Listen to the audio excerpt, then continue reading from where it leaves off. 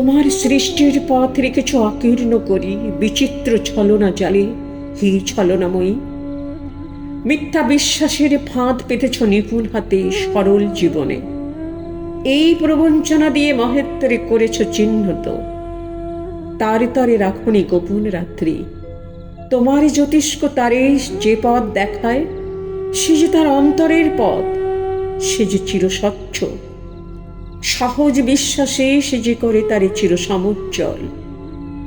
বাহিরে কুটিল হোক, অন্তরে সে ঋজু, এই নিয়ে তাহার গৌরব।